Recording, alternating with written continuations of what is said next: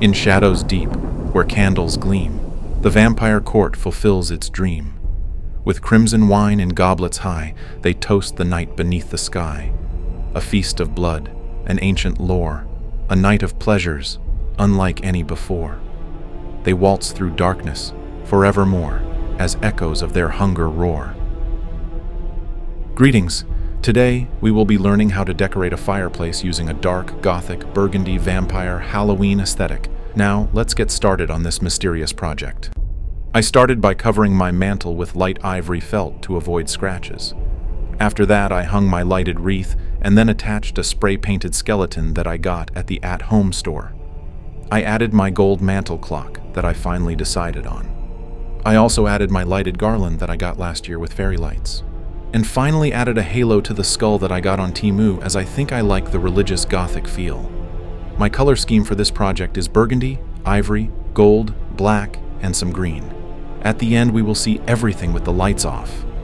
I then added my lighted skull terrariums that I made this year. Please check out my Halloween decorating playlist for how to make these. I'll put a link in the description.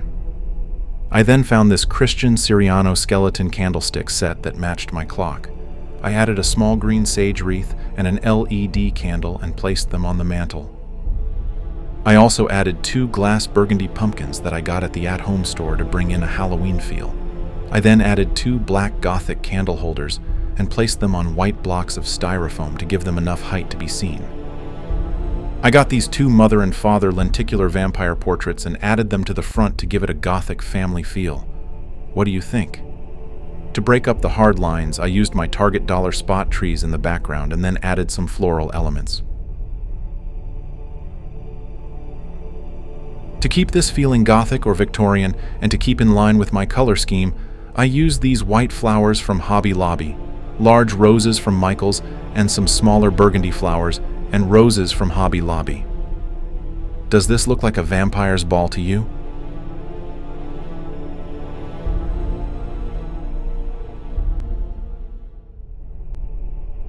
I found this old key at a store and thought it would look good in this display, so I stuck it in front by Mama and Papa Vampire. After that, I thought I could add some burgundy ribbon to the sides of the garland to spruce it up a bit. I thought it could use gold and burgundy, but the gold was too much. I made some simple bows and popped them in. After that, I dimmed the lights to see what it looked like. Stay tuned because we are also decorating the sides of the mantle on the floor. Starting with the floor display, I used my bat candle holders that I got at Michael's last year with an LED candle. To make sure I can see the design, I added a piece of light gray tulle into the lantern. This will catch the light and allow you to see the whole lantern design. I set the lantern on a small stool on top of a small wreath. I added red flowers to the wreath. I then sat my burgundy Martha Stewart skeletons on stools next to it. I added some pumpkins and this glass skull candle holder that I got at Walmart and the Dollar Tree.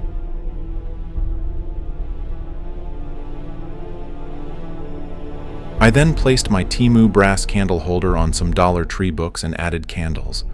To soften it, I added some more of the white flowers and roses. I also added a few Masquerade masks as a final touch. What do you think? Comment below.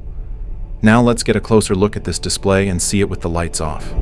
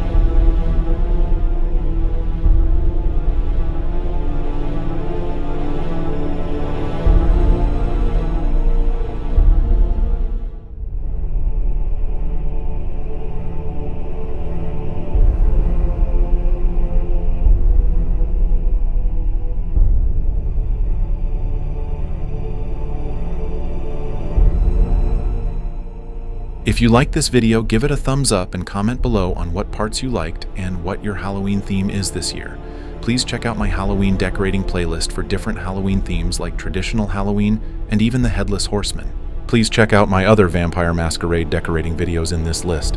Until next time, have a happy Halloween.